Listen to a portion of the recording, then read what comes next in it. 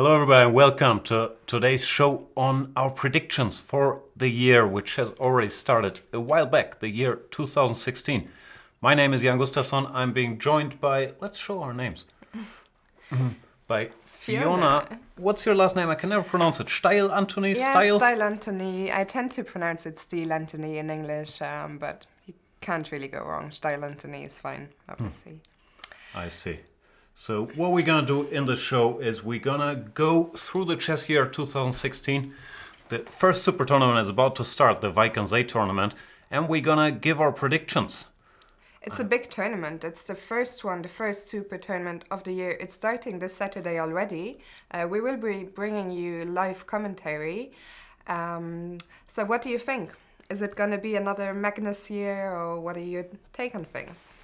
I have many opinions. Most of them is Magnus gonna win whatever he gets into, because he's always the favorite into my mind. Still, even last year he lost a couple games, but he still won more tournaments than everybody else. Mm-hmm. He does have the World Championship match next year, or this year that is. So I'm not quite sure how many events he's actually gonna show up in, but he will play in Wijk. And he is the title defender. He did win last year. Wijk aan Zee is still the biggest and longest of all the super tournaments. There are 14 players, 13 rounds. The tournament lasts for over 2 weeks. It's a massive, massive event. I think you've been there before, not as a player, but as a second. How is it being there and the tournament going on for so long? I like it. It's a weird sort of atmosphere, but very enjoyable. It's a small town in Holland. The weather tends to be terrible. It's very windy. Normally snows, but yeah, since everything is next door, you run into a lot of chess people. It's a huge festival. They have the amateur tournaments within the same hall, so there's 1,000 chess enthusiasts there. And yeah, it's a special event. I really like it. There, as you mentioned, there are a few side events. It used to be A, B, and C groups. A couple of years ago, they reduced it to just the Masters and the Challengers. I did prepare a little bit, so I printed out both those lists. So, yeah, the main tournament, Magnus Carlsen, the world champion, of course, the top seed, and then second seed, the local player, Anish Giri. He's had a great year, 2015, but he still hasn't won a super tournament. Yeah, if we don't count whatever he won, Reggio Emilia, 2011. But he didn't win the Grand Chess Tour, but he scored +5, which was the biggest overall score. The thing with Wijk is, if we start with Wijk, I believe these guys like Anish, they will have the Candidates Tournament on their mind, which is the biggest event for everybody, not called Magnus Carlsen, in March, starting already, where you can qualify for the World Championship match. So I feel like Magnus and everybody who does not play in the Candidates Tournament has an advantage in Wijk. He doesn't have to hide preparation, he doesn't have pressure, he doesn't have to plan his schedule around that. So who do we have playing in Wijk and playing in the Candidates? Anish, Fabiano Caruana, Sergei Karyakin, and that's it, I believe. I think that's it, yeah. So do you think these three players will be at a disadvantage? Yeah, not a big one, but it's not their priority to win Wijk. It's their priority not to waste too much energy and too many ideas before the candidates. So I think it might hurt them a little bit. So do you think Magnus is going to win this event? As I said, whatever Magnus is playing, I'm going to predict he's going to win. I've expertly prepared these graphics. There's not that many players to choose from, but my pick for Wijk aan Zee is this young man. A very nice picture. Yeah, is that Magnus playing the piano? I'm not sure. His hands look a little too big for that piano. Credit for all these cartoons goes to our friend Guadalupe, who sometimes does cartoons for us. I think he does good stuff. Tell me, who is your favorite? Do you have a personal favorite, someone you would like to see win the tournament? Let me study the list. The problem with this picking favorites is I like most of these guys. Like, I always root for Svidler, whatever he's playing. And Wijk aan Zee, my friend Luke Van Vele is playing. I'd like to see him win, but it's not going to happen. Let's face it, Luke. So, I didn't mean Wesley, so I just meant something we need to mention, studying. of course, people have been talking about this for almost a year now. The first clash between Magnus Carlsen and the Chinese super talent Wei Yi. So people were thinking they might face in the Qatar Masters Open, but Wei Yi had a pretty bad tournament, so that didn't happen. So it's going to happen in the next couple of weeks, and it's going to be exciting. I think the thing about players like Wei Yi is they are so fearless. So I think anything could happen there. I think it's unlikely he will beat them in their first encounter, but I think that's sort of what happened when Anish played Magnus back in Vaikanze, the only decisive game between the two players where Anish beat Magnus. So it will be interesting to see how that goes. Yeah, I'm not sure. It's going to be good to see Wei Yi in a couple super tournaments, and he's clearly a super talent. I don't think he's at the level where he can win a tournament like that yet. In an individual game, who knows what happens. But I'd be surprised if he can compete for the top prizes. But let's see if he proves me wrong. It's also Ding Liren is in there, who's a bit more established, has a bit more experience against those guys. Had a great tournament last year. It's gonna be. I was gonna say it's interesting having out of 14 players, 3 Chinese players. So Ding Liren, Wei Yi, and I was gonna say women's world champion, but she isn't. Hu Yifan, she's the challenger. We're gonna come back to this later. So yeah, there used to be a Russian dominance, but things are changing. And China, they have won the last Olympiad, they have won the last World Team Championship, so it's going to be interesting to follow that. Yeah, we're going to get to that when we predict the Olympiad, because there's another emerging chess superpower, little country called the United States of America. They have some pretty good players now. Yeah, that's true. 2 of them playing in Vike as well. But what's your prediction for who's going to win Vike? I also tend to think Magnus, especially now, he's coming from such a high. He's been in great form lately. He started London Classic. He played 2 tournaments in December. He started slowly at the London Classic, but then he won, I think, 3 out of the 5 last games or something to take the tournament and the tour. And then again, he started slowly with a draw in Qatar, but then he just dominated the field and played some brilliant games like the one against Li Chao.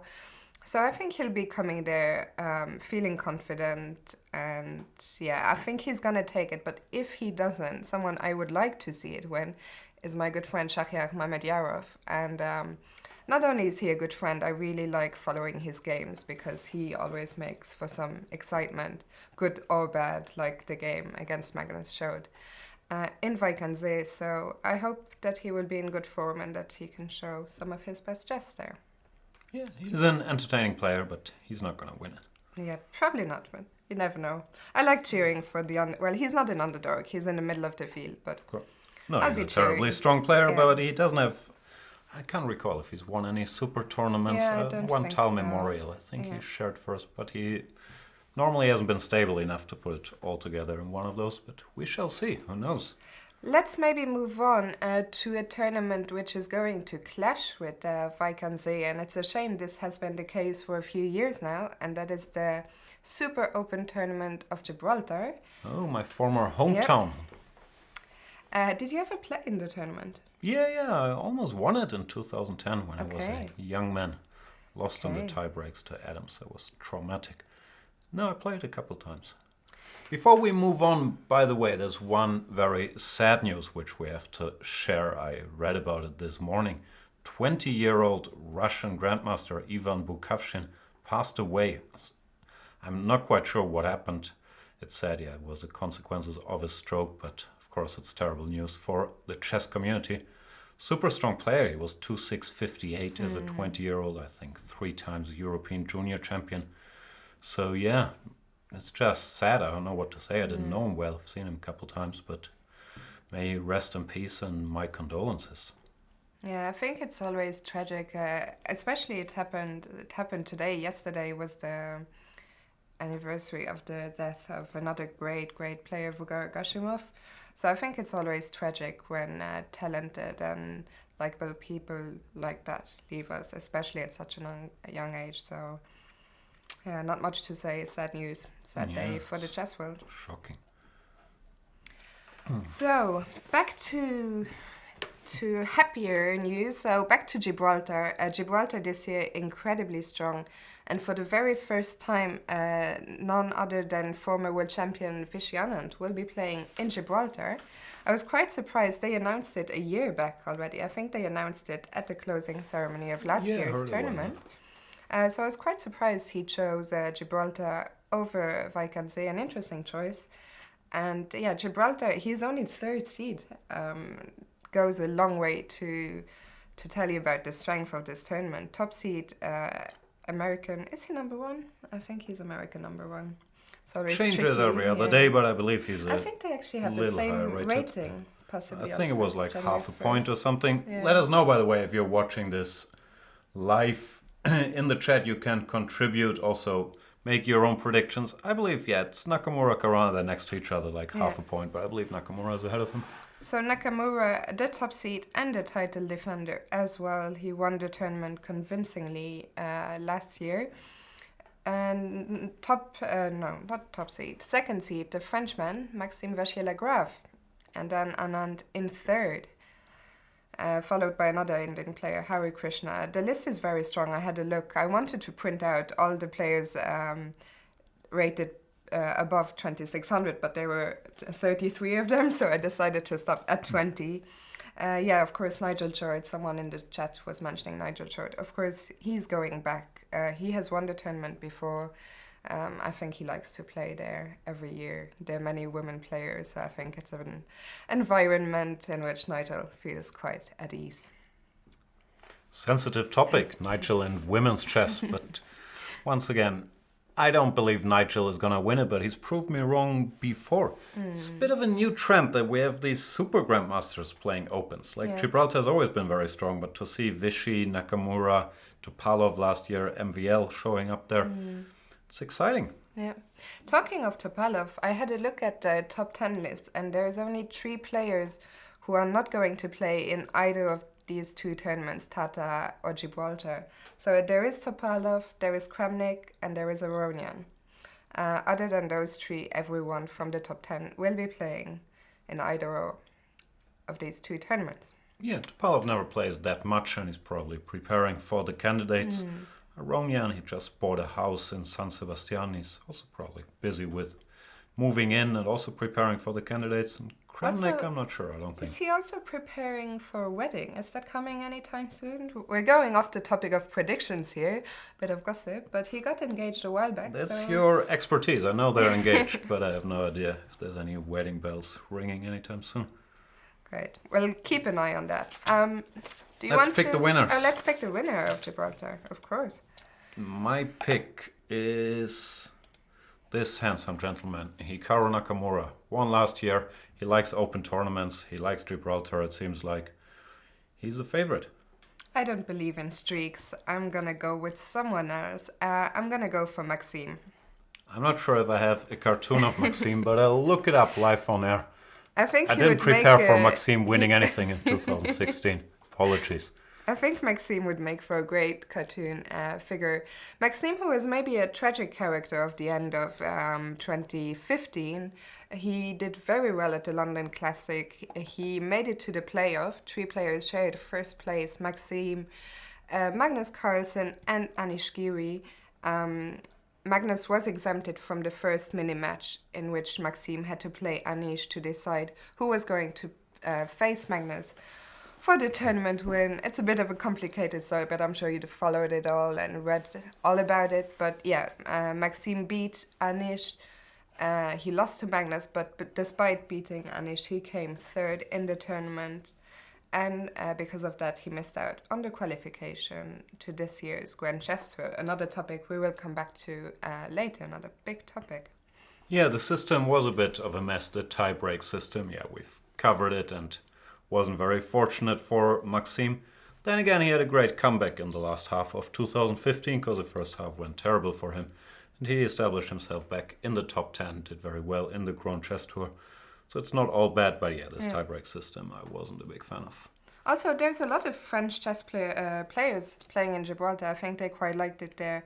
There's Maxime, there is Fressinet, there are many others.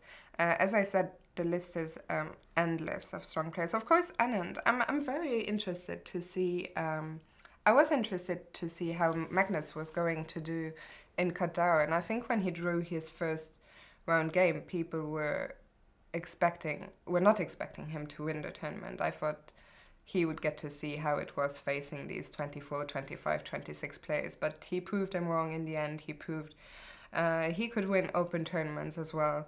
So it's going to be interesting to see how Anand does here. Yeah, Vishy, he has a more, I don't know, I could be wrong here, but he has a more fixed opening repertoire. So for him, it could be a little more tricky if he's black against someone. I was going to say someone like me, but he crushed me last time he was black against me, so not a good example. But against someone who's happy to make a draw, if he can generate enough play. But of course, we've learned our lesson to never write Vishy off in anything. Also, coming back to what you mentioned earlier, in Gibraltar, there's only 2 players who are playing in the candidates. That's Nakamura and Anand, so another small inconvenience for them, maybe. That's true. Okay, I'll switch around my notes, my preparations.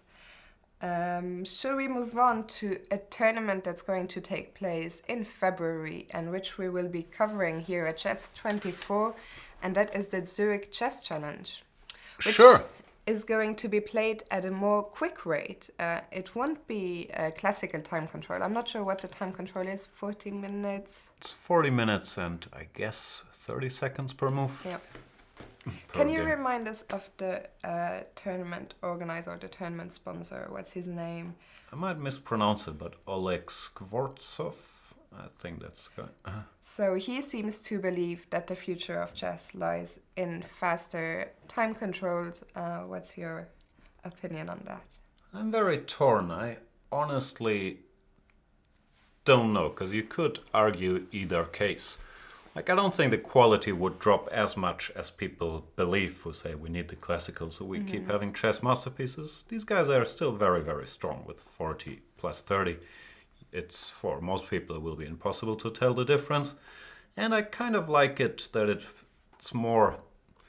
I'm lazy, basically. So if we cover them live, then you have the fixed format like a basketball or a football game. You know it's going to take 2 hours, and then next round the next day. So I think there's a lot of arguments in favor of it, but I also I'm old school. I like the classical time control, and a chess game should take 4 or 5 hours to my mind. So yeah, I think you could make arguments for either side. I think it's fine this year because we haven't mentioned it, but you all know it. It's an incredibly busy chess year, maybe the most busy year in chess history so far. There's the candidates tournament, there's the tournaments we've mentioned, all the usual super tournaments. There's a women's World Championship match. There's the World Championship match between Magnus Carlsen and the winner of the candidates. There's an Olympiad. There's all sorts of things going on. So I think because we're so spoiled for classical tournaments, it's fine to have the odd rapid tournament. No, I don't think that's even the discussion. Rapid tournaments are always fine. The question is more, should these be classical games and the standard classical time control, like 1 hour or 40 minutes, which I thought Skvortsov was arguing. And yeah, I could see that storyline, but he mentioned something that then he would have 2 games per day at a World Championship, which I thought was insane. Like, if you have this 1 hour plus 30 seconds, then it should still be 1 game per day. Else, you undermine the idea that it's a sports thing. So, I was following the discussion. I haven't made up my mind, frankly. Yeah, no, I think it's fine. My personal opinion is I'm fine to see the switch in one tournament, but I don't think I'd be very happy if next year Gibraltar was announcing they were switching to 40 minutes and Vaikanze, and if all the classical tournaments started switching. No, Yeah, I don't think it's going to happen anytime soon, but in 10 years, who knows? So let's pick the winners. Who's playing in Zurich? So Zurich has 6 players: Vishy Anand, Vladimir Kramnik, Hikaru Nakamura, Levan Aronian, Anish Giri, and Alexei Shirov. So Shirov and Kramnik, the only ones out of these 6 not playing in the candidates.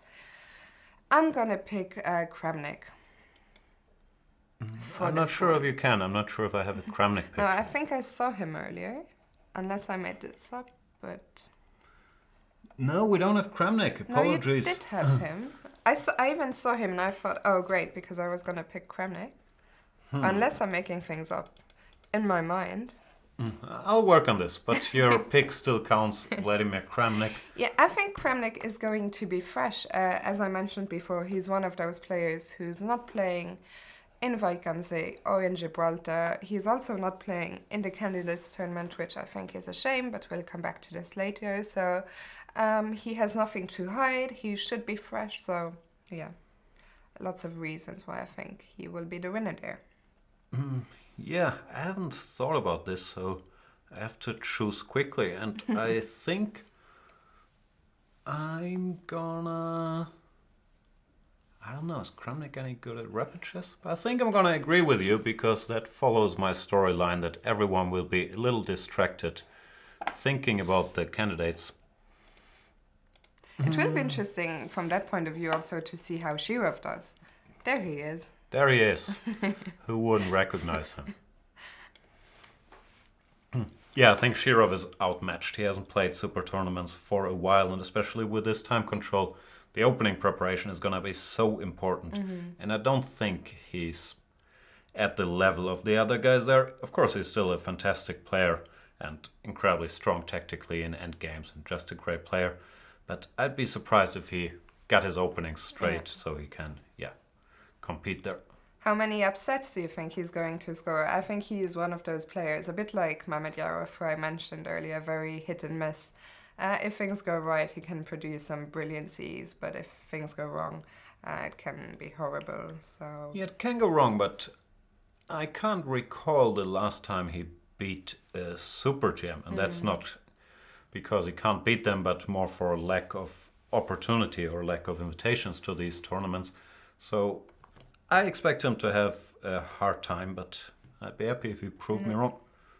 it's going to be interesting as well, the time control, because I was thinking, Nakamura, of course, one of the most gifted fast players, maybe the best player in bullet. Well, I guess Magnus won't be happy if we call Nakamura the best blitz player. But yeah, I'm not sure this 14 minutes thing, it's going to be interesting. I wonder if unusual any of these... time control for everyone, but yeah. Not sure who. Just the best Benjamin guys like Nakamura, Vichy, Kramnik, Giri, Levon, Shirov. They're all used to all kinds of time control, so I don't think it's a big problem for them. So did you also go with Kramnik, or? Yeah. So we have a consensus there. And do you want to move on then? Please, what's to next? The next event. I had to look up which came first, but in March there are two big tournaments. There's the Women's World Championship match between the challenger Hu Yifan from China and the title defender Maria Musachuk from Ukraine. So that starts, I believe, on the 1st of March, and then later in March, and we'll get to it in a minute, is the candidates tournament. So yeah, it's an easier one for us to pick a favorite, because there are just two picks, so we have a 50-50 chance to start with. So what do you think? Hu Yifan is, I don't know, more than 100 points high rated. She's a favorite and my pick. I don't think it's going to be a walk in the park, though. She didn't have a great 2015 for her standards. Maria Musachuk has been playing very well, not only winning that tournament, but also afterwards establishing herself. I believe she's number 3 in the world now, something like 2550. She's going to have a lot of help from not only her sister, but coaches and the Ukrainian community. What do you make of the home advantage? She will be playing in her hometown of Lviv. I don't think that's an advantage.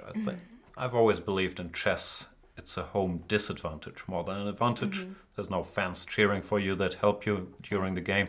And there's a lot more distractions, friends, family, media, stress. I guess it depends a little on the personality type, but I would think it's not an advantage to play at home. One of the players who so far has been struggling with home advantage, famously Magnus Carlsen, he's never done particularly well in Norway chess, so it'll be interesting to see how he does there this year, I believe.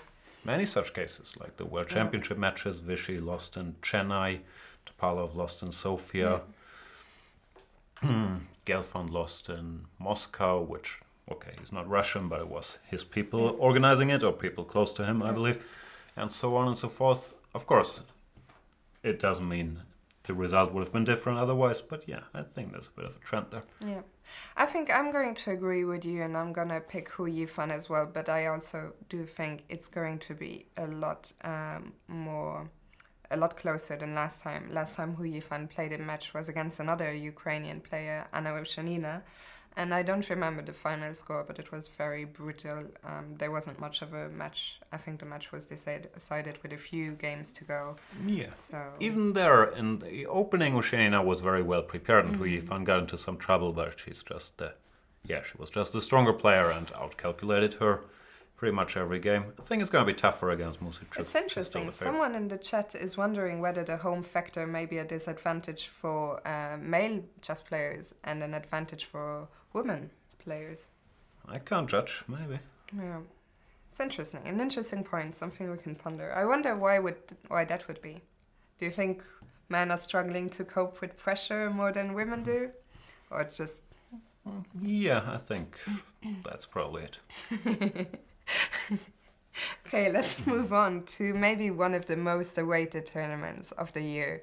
That's the Candidates Tournament. Actually, the deadline for signing the contracts was yesterday. I don't think FIDE has published any definite player list yet, but... They all signed. They all signed? Yeah. Okay. I mean, anyway, there was not a lot of suspense. It was hard to see. It was hard to imagine that any of the players would not sign. So, yeah. Do you want to take us through the 8 players quickly? I wish I could remember them. So we got the 2 World Cup qualifiers, that's Peter Svidler and Sergei Karyakin. We got the 2 rating qualifiers, that's Anish Giri and Veselin Topalov. We have the wild card, Levan Aronian. We have the World Championship finalist, Mr. Vishy Anand. And we have the 2 Grand Prix qualifiers, that's Hikaru Nakamura and Fabiano Caruana. Perfect. So, yeah, I have no idea who's going to win that one, I believe. Literally everyone has a shot, but no one's distinguished themselves enough to be called the favorite. I'm going to pick one. I'm not going to chicken out, but I really don't have a clue at all. I guess, of course, here, especially here in Hamburg, here at Chess24, we will be rooting for our own Peter Svidler, who surprised, well, I'm not sure how many people he surprised, but he surprised me by qualifying at the World Cup. I didn't see him making it, no offense, of course, but there were so many strong players, and it was a surprise to me. So I'm very glad he made it, though, and I'll be rooting for him. Yeah, I'll be rooting for him too, but I'm not going to pick him to win. First of all, I'm sure he wouldn't like me to pick him to win. He would consider that jinxing. And secondly, I don't think he's going to win. I think he's going to be competitive and he has a good shot, but pretty much like everyone else. But he is the lowest rated, so it's going to be an uphill battle. But of course, we'll be rooting for him and I'll try to help him whatever way I can. So, who is your pick? Let's see. No, that's not my pick. He's not playing, which It's is a a bit sad. shame, yeah. But I'm gonna go slightly surprising, even for myself. Gonna go with this gentleman. This is Levan Aronian, who's always struggled at this stage. Even when he was the clear number 2 in the world, people said, yeah, the psychological pressure and so on is too big. But I feel after the very bad 1.5 years he's had, maybe he doesn't feel that pressure anymore. And in Sinquefield, he's shown to himself and to the world he can still play and win these tournaments. It's a crapshoot. I could make a case for literally every other participant, but I'm going to go with this guy. Doesn't play much until then. It's interesting. I was going to go with Levan too. I had a look at the list earlier and I thought about it. And I think I mostly thought about it in a perspective of which match would I like to see. And I think Levan Aronian against Magnus Carlsen is the match I would most like to see. And I do think Levan has a very good chance of winning this tournament. So I will go with him too. Yeah, for me it's a bit, there's guys who are capable of a big plus score, but also of a big minus score. Like Topalov could absolutely win the thing. I feel Nakamura is also very capable of putting together a big plus score if things go well. And I feel Levan is also in that category. Like if things go well for him, they can go extremely well. And I feel you might need one of those. Like guys like Giri and Caruana, they're obviously by no means weaker and arguably more stable, but it's hard to picture them. I don't know, especially for Caruana. I really don't know. He did score these +8 in Vike, but right now it's hard for me to picture them scoring +4 or something. And if you need that, might be one of the tricky guys. I was just looking at the list again, and I believe Topalov is the only player who will not be playing anything, or at least none of the big events, in the run-up to the candidates tournament. It's always an interesting approach. In a way, you don't have the problem of the other guys about having to try and hide your preparation, but do you think the lack of practice could be a problem? You never know. Like, I don't think Topalov played much before winning Norway chess, and I think there's many examples for either case. Like, some guys do better after regular practice. Some guys do quite well after a long break. Topalov doesn't play much in general. I think it could go either way. We have Pepelu in the chat telling us that he would go for for Nakamura in the candidates tournament because it's a tournament where he doesn't have to face Carlsen. So I guess you're all getting the point. The point, of course, is that Carlsen has an incredible score against Nakamura. He's leading 12-0. He's beaten Hikaru 12 times. Hikaru has never beaten Magnus despite having some very winning positions. So yeah, I mean, that's also, it's a match I would quite like to see, Hikaru against Magnus, because of the whole psychological aspect behind it. But yeah, I mean, it's hard to say. I guess the one guy who people might be rooting against in the candidates, despite him being such a nice person and a great player, is Vishianand. I think a lot of chess fans would not be too happy, if I'm allowed to say that, not too happy to see a third consecutive Anand-Carlsen match. Yeah, I think that's true. Then again, whoever wins it deserves it, and if Vichy manages to pull it out once again, that'd be an incredible achievement at this age, and I'm sure even there you have a storyline. But I'm with you. For the chess narrative, it's better if we get a fresh match, and the name almost doesn't matter. Be it Levon, Giri, Nakamura, Caruana, Topalov, Karyakin. I'm sure I forgot one. Yeah, anything would. Imagine if the candidates was the first tournament, the first super tournament Anish Giri won. It would be massive. Yeah, he's been close. Yeah, Magnus has never beaten him in a classical game, so that would be another very interesting match there. Talking of the match is supposed to be taking place in the last quarter of 2016. Do you know anything about where? I don't have any idea. I've heard the rumors. I'm sure everyone's heard that it's going to take place in the United States, but I haven't heard anything since. I don't think anything has been announced, has it? Yeah, I think, of course, there was this big surprise of Kyrgyzstan, FIDE president Kyrgyzstan Ilyuminov being sanctioned by the US Department of Treasury, making it maybe more difficult for FIDE to hold tournaments in the US. So I think maybe that's the reason why we haven't heard anything in recent days or weeks. So it's going to be interesting. It would be nice for chess, I guess, to be held in a big American city. If it was held in New York, let's say, it would be great. Yeah, I love the US, and there's a lot of chess going on there. It's becoming more and more popular. Yeah, I agree. If we could have it in LA or San Francisco or New York, it'd be fantastic, but I have no idea. I lack insight there. If anybody knows details, please let us know. What I do know is my pick for the winner of the World Championship match. Yep. And I think it's a very high percentage play I'm going to do, because I'm going to choose this young man, and he's qualified already, which is a big advantage. Well, you spoiled things by saying that you would predict him to win anything he played, so not much of a surprise there.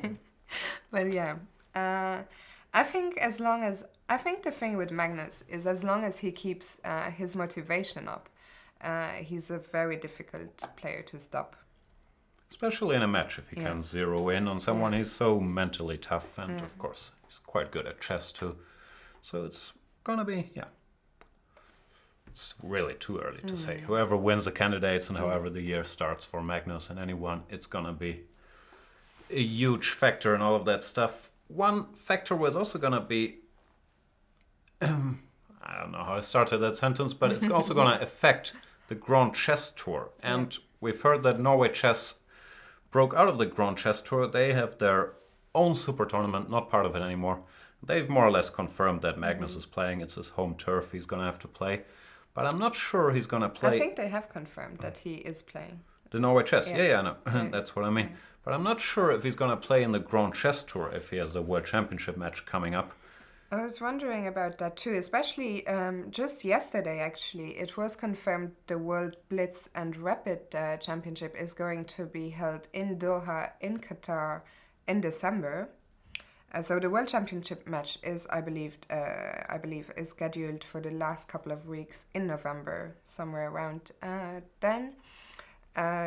So only 2 tournaments remain at the moment in the Grand Chess Tour. That's the Sinquefield Cup and the London Chess Classic. So the Sinquefield Cup taking place some point during the early summer, I believe, but the London Chess Classic taking place in early December, which is a problem because it comes very shortly after the World Championship match, and there is supposed to be a 3rd edition of the Qatar Masters, so a very busy month of December. And yeah, I was also thinking Magnus might skip the Grand Chess Tour. Yeah, would be logical, especially after the World Championship match. He doesn't want to play directly after.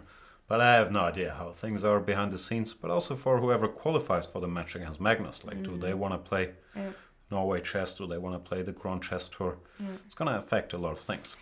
What do you think? The Grand Chess Tour, being called a tour, it can't just have 2 tournaments, of course. And is he the director of the tour? I'm not sure, but he's up there, Malcolm Payne from London, in talks to us here at Chess24. He said there were 6 tournaments in the running for joining the tour.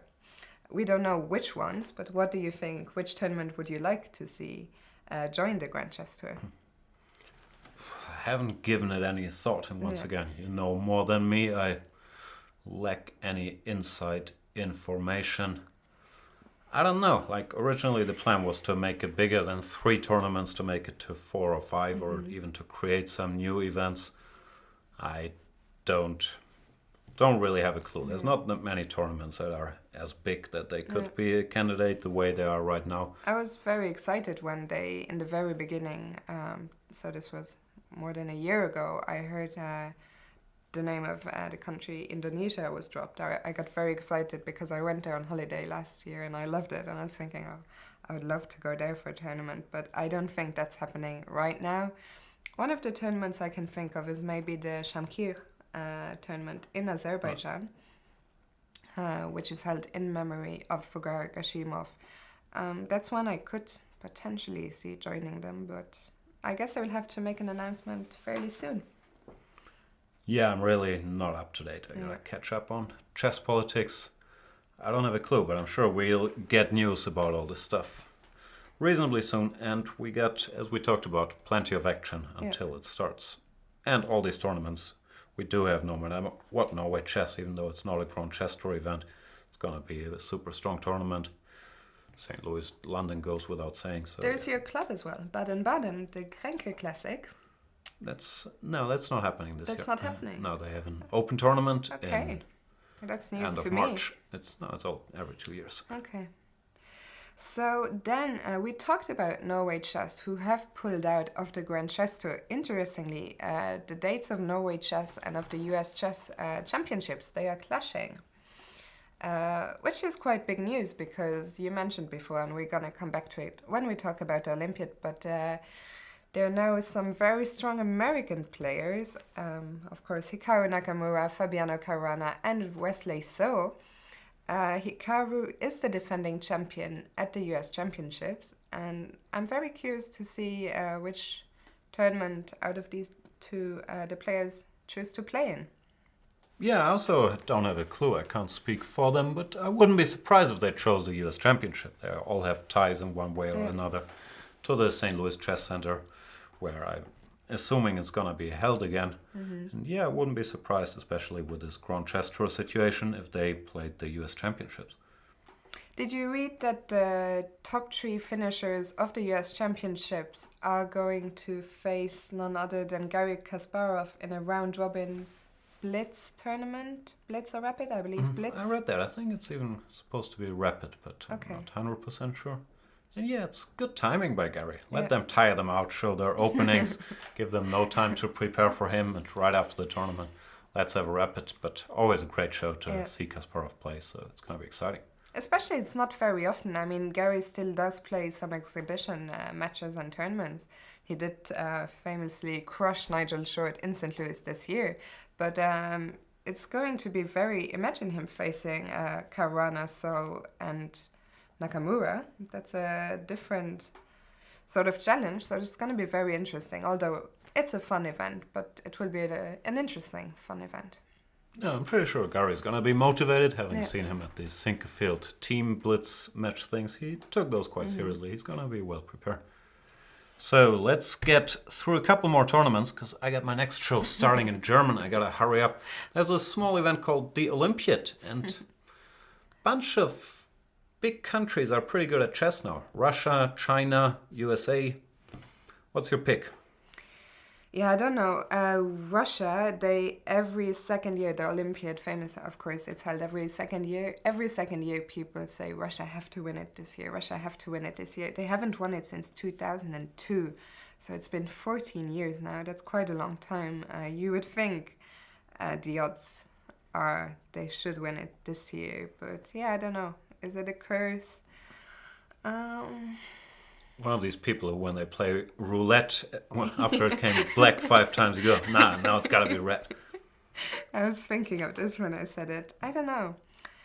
That's one question I hadn't thought through. Of course, there's also Azerbaijan. They tend to do well in team events, and they'll be playing on their home turf.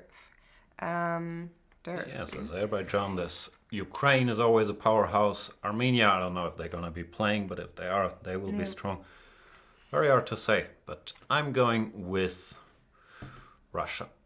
I'm going to go with a surprise winner. They were my pick when I was doing commentary at the European Teams Championship. It ended up in a quite unlucky way for them. I tend to make decisions with my heart rather than my brain, which is often a problem, but I'm going to go with the French team. They will be underdogs, but they will be starting somewhere in the top 10. They have Maxime, I think on a good day, I think if they all come together, Vachier-Lagrave, Fressinet, back row, Kachev, I'm a big fan of Kachev, another very unpredictable player. I know it's a long stretch, but... Yeah, good luck with that pick. What else we got? Let's move on. What about the Women's Olympiad? People tend to ignore women events. I'm going to go with the Russian women. Doesn't Russia always win? I'll go with Russia as well. I think Russia or Georgia is always... I think if you pick either Russia or Georgia, you have very good chances of... China is also a powerhouse on paper. China, yeah. But I think the Russian women's teams look very strong and stable the last couple times, so I'm going with the Russians. Okay, actually, if you go with the Russians, I'll go with the Georgians. All right. Yeah. So France and Georgia it is for you. Yeah. I'm terrible at predictions. I shouldn't make fun of you. Who did you pick for the men? Did you pick Russia? Yeah. So Russia and Russia for you. Okay. Okay, so that I think that's about it. Then after the Olympiad, in the winter, the World Championship match, the London Classic, hopefully the Qatar Masters. I mentioned the World Rapid and Blitz will be in Doha, so it will be interesting if that replaces the Qatar Masters or if it's held in addition to it. Busy year ahead. Yeah, it's going to be a good chess year. And of course, we're going to be involved one way or another here on Chess 24. We start with Vaikanze. You and me will be commenting the first 2 days. Then I'm busy for a couple of days, but we bring in our old friend Lawrence Trent for a couple of rounds to pay us a visit. And then we bring in our other old friend, Grandmaster Peter Svidler, for the 6th till 13th round when I'll be back as well. So looking forward to that one. Thank you for watching, and I have to get one prediction right, so I'm going to tell you the important Oscar winners. Spotlight is going to win Best Movie. DiCaprio is going to win Best Actor for this horrible movie, The Revenant. That's all? That's all I got. thank you very much for watching, and hopefully see you on Saturday for the first round of the Tata Steel tournament in Wijk aan Zee.